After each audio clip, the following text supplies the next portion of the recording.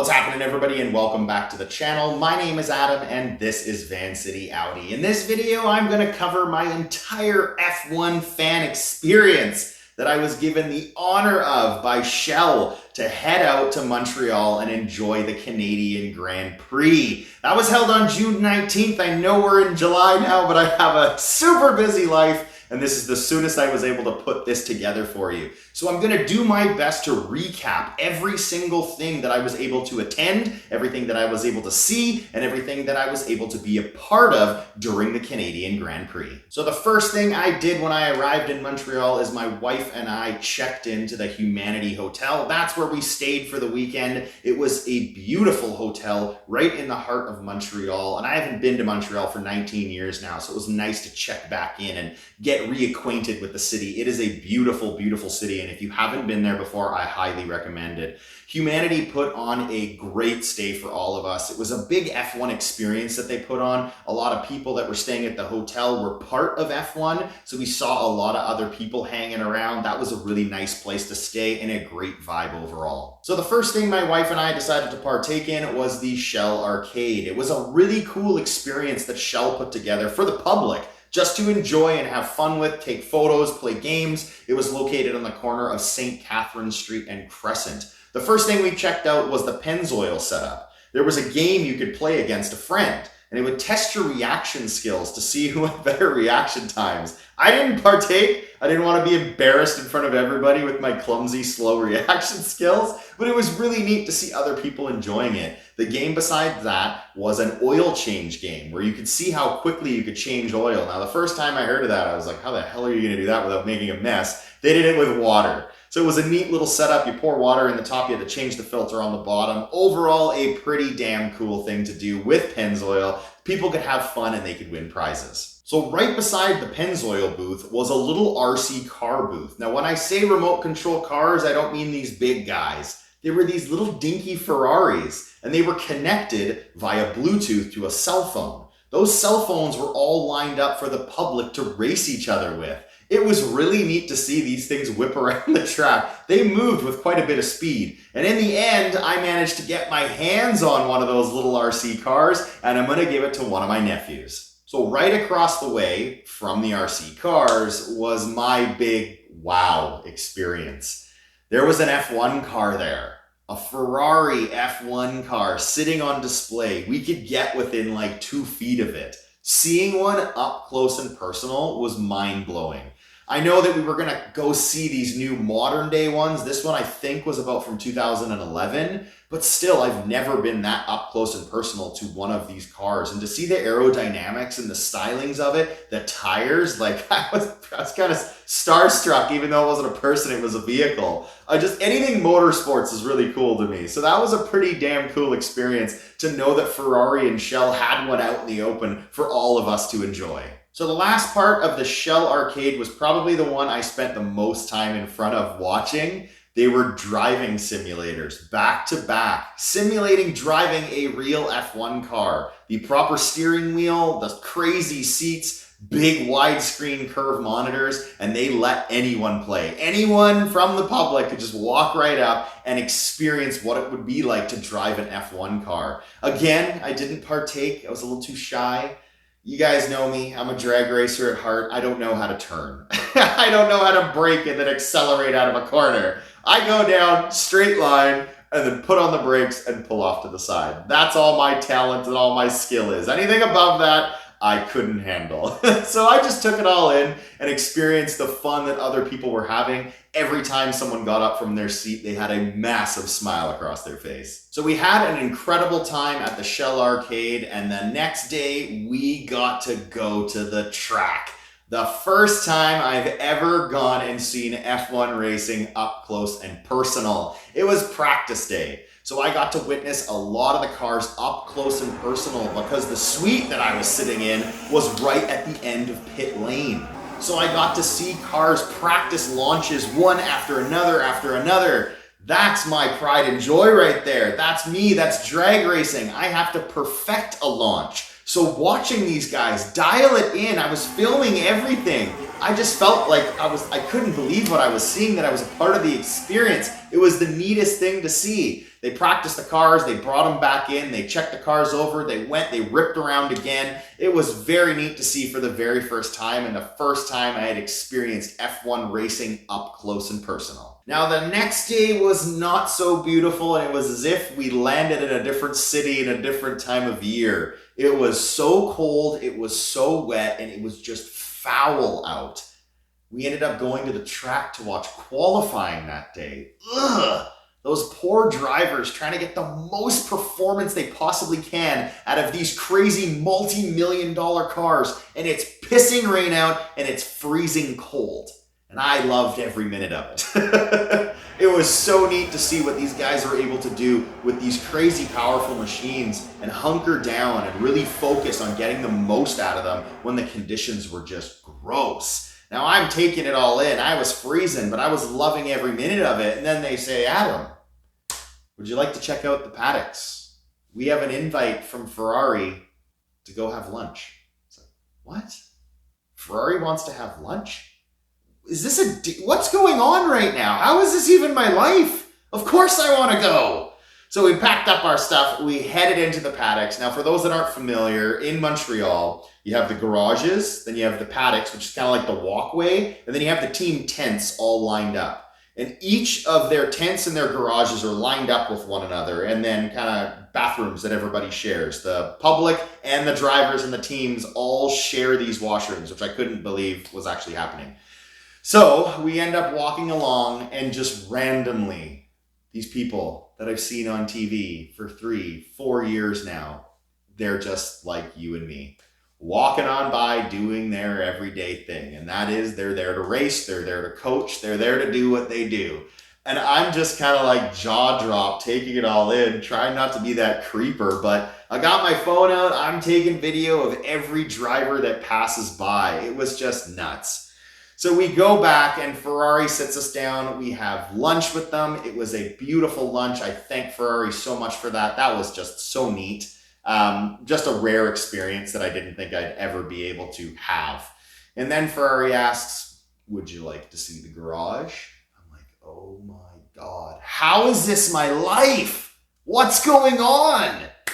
So I packed stuff. No cameras were allowed, but I'll tell you everything that I saw. So we get to go in the back, and in the back they have headsets. All the headsets are named, so everybody has their headset that they put on. You go around the corner, it's like a pony wall, so you can't see through. And when you go in, there on my left is Charles Leclerc. Standing there, he just got out of his car. This is right before qualifying, I think. So backdate my story a little bit. We got to see the paddocks before qualifying. We saw a little bit of the practice before where I couldn't believe what I was seeing. So Charles Leclerc gets out of his car. I'm, I don't know, 10 feet away from him. I'm just like, what's going on? This is so crazy. So then you can hear they've got their little headsets on. You kind of see them scramble around and they go get a fresh set of tires. And I'm like, ooh, is Carlos coming into pit? So we can see all the monitors and everything. And I'm sitting there and they're all having their discussions with the team. And then they start taking apart Charles's car. So the panels, the carbon fiber panels, they're removing off of the car and bringing it into the back. I'm literally a foot away from this.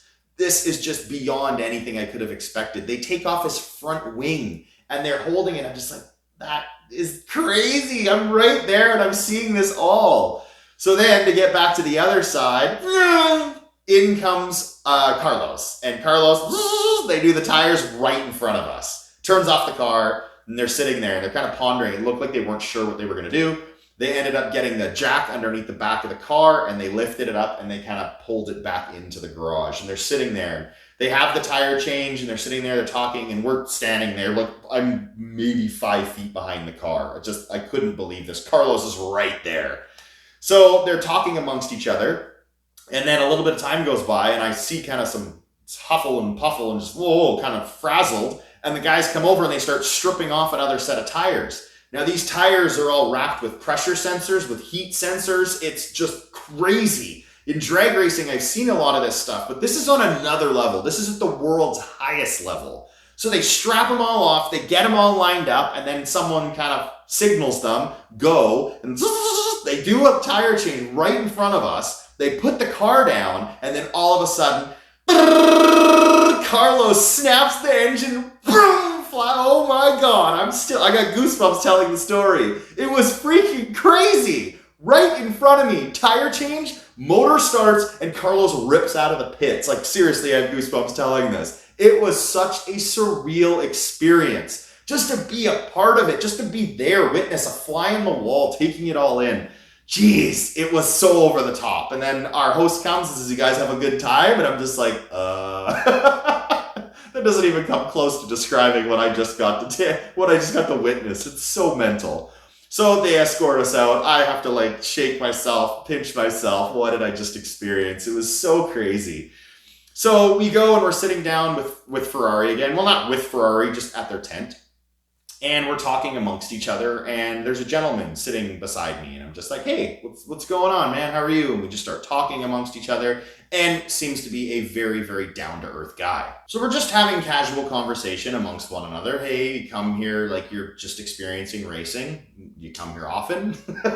Just trying to have some small talk with someone that we're just meeting for the first time, thinking that he may be experiencing this as well for the first time, being at Ferrari's tent.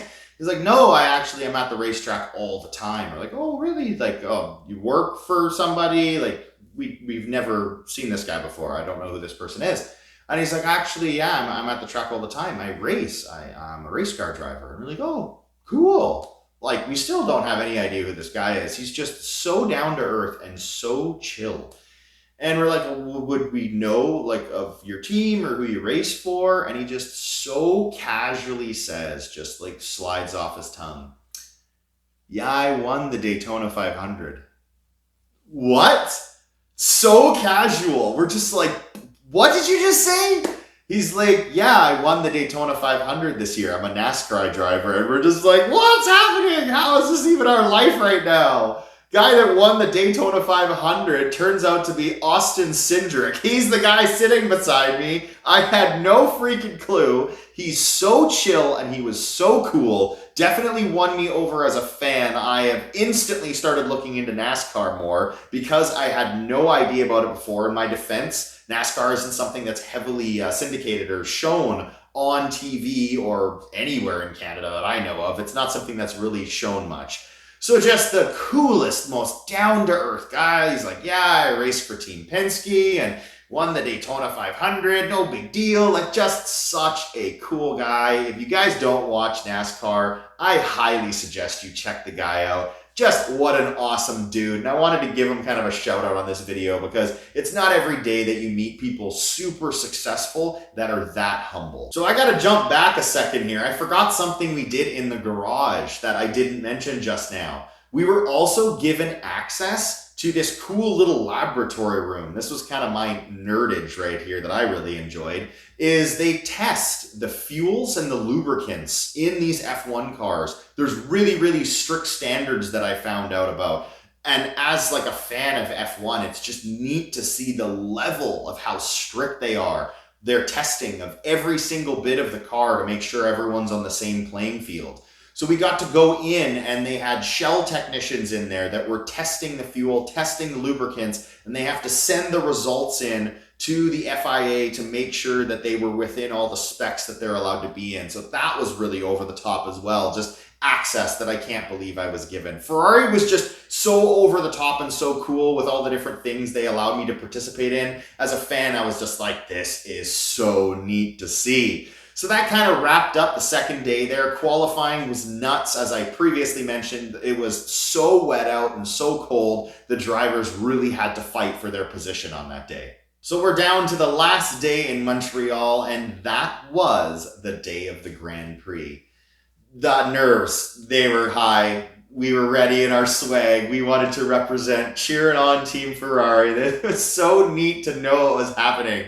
So we went back out, got there, much more beautiful day. Actually, you couldn't ask for a better day to have a Grand Prix on. Beautiful weather, not overly hot. Sun was shining, not a cloud in the sky. Just Montreal at its finest.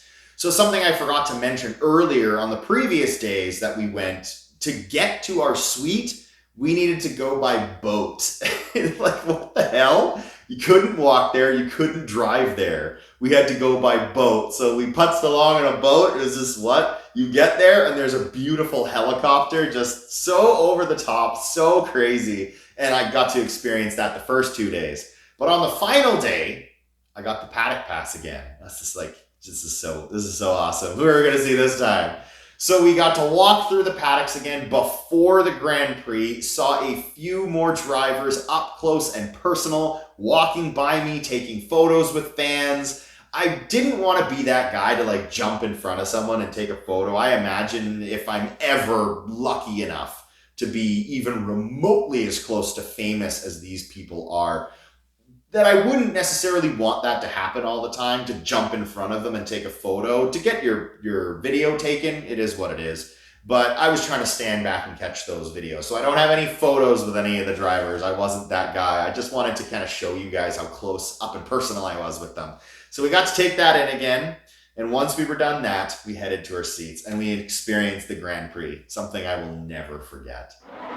Just as a fan of all things motorsports, hearing motors, engines at wide open throttle, screaming, it's so intense. And we had such good seats that I got to see the launch just on green. Well, not green. When all the bulbs go out, just seeing everybody rip down to that first corner as fast as you could, hammer on the brakes. Oh my God. Again, goosebumps thinking about it. I don't know that I'll ever experience something like that again. It's just so over the top and so incredible.